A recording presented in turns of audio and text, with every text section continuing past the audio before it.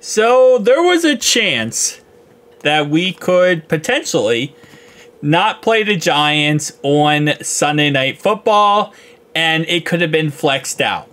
But CBS said, heck no, because they wanted to defend their Lamar Jackson versus Jaden Daniels game.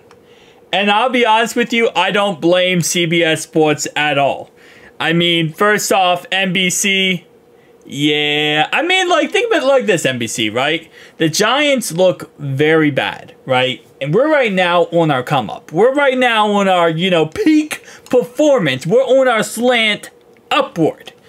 So, at least you're getting a game where we're probably going to score a lot of points. And knowing how bad our defense is, somehow, some way, they might score some points too. So, I really, honestly, it's going to be a crappy game. But I don't know if it's the #1 flex candidate, in my opinion.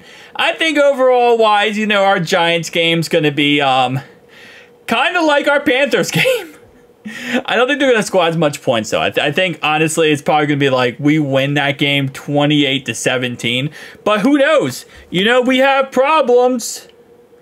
We have problems when it comes to primetime games, apparently. So that Commanders game was absolutely rough. So hopefully it all ends very nicely. Hopefully.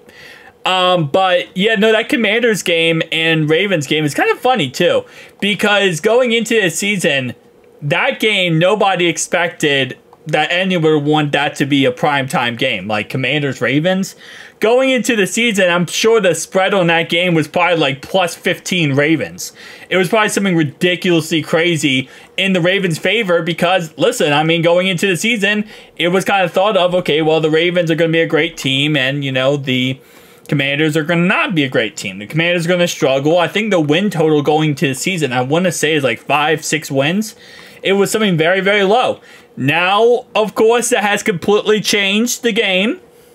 And the Commanders are looking like they could win the NFC East. They're looking like they could be a playoff team. Maybe make a run in the playoffs for Pete's sake. Like, this is actually a completely different team. Which, listen, for Commanders-wise, man, that's a beautiful thing. That's a very beautiful thing. They went through all that Dan Snyder crap, all that, their team falling, and all the crap they went through.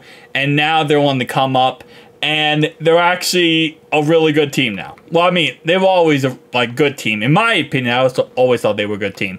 But they're actually now on that, wow, the national media is looking at them with, whoo, this team is a team.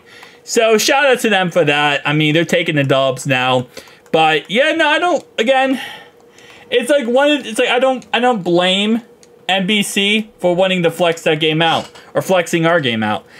Going into this season, and I think a lot of people felt this way as well, it's like, why is our primetime game versus the Giants, why would you even put that in primetime?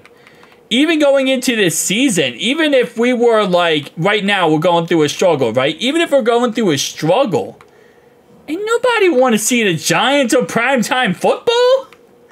I mean, yeah, you want to see us because, we're us. But I don't know anyone who looks at the Giants and think, yeah, I want to watch Giants football. No, I don't think anyone says. Giants fans look at their games and say, I don't want to watch primetime Giants.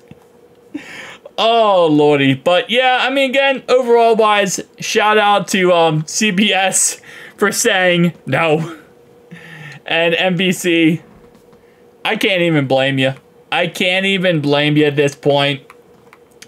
You guys are looking at this bruh. They wanted the Commanders versus versus Lamar Jackson. I get it.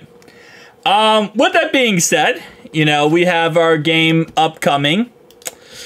And let me show you guys this because we have our official depth chart for the game posted. And if we start off with the top of the list here, obviously Amarius Mims, you will see there's no Trent Brown. And this is the first depth chart without Trent Brown in the lineup because he is officially on IR. So we don't got to worry about that. Jackson Kirkland, though, is activated and currently on the depth chart going into this game. So here's the big difference. We normally going into these games didn't have this. Well, I don't believe we did. We'll have to look at last week. But I don't believe we normally activate, or we normally have him on the depth chart. I feel like the depth chart usually is pretty, like, simplistic. It's not like this, like, okay, we have Jackson Kirkland, we have not Cody Ford, Matt Lee. The last couple of weeks, I believe we did have Cody Ford, but I don't think we had the other guys as well.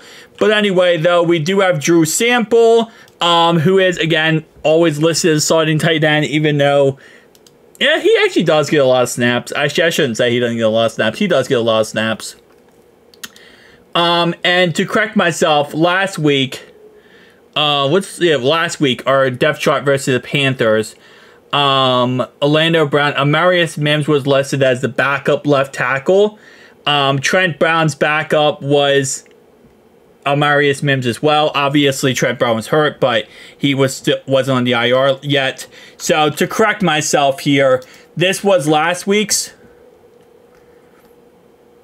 which did have those guys. So I was actually incorrect.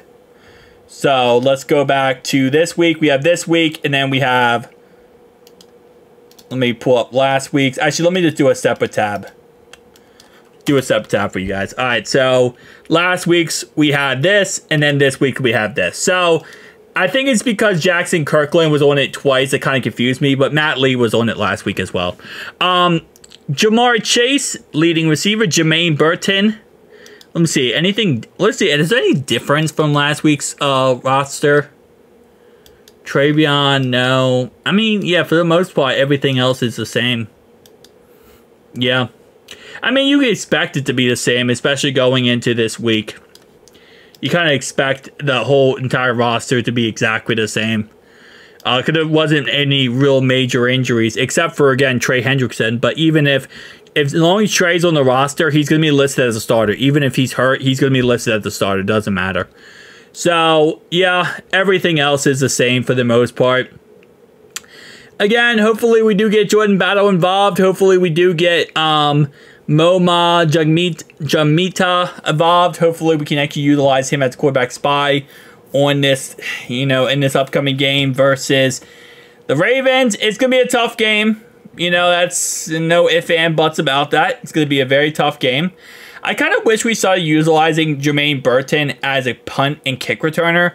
Like, if he's not going to be the guy anymore, if he's not going to be the wide receiver, with not going to utilize him there, I kind of wish we would utilize him, as kick and punt returner. Because I love Charlie Jones, but Charlie Jones is not that insanely good. So I kind of wish it would, that type of situation would get a little bit better, but I guess we'll have to wait and see. Tell me down below your thoughts and opinions, guys. I'll see you guys in the next one.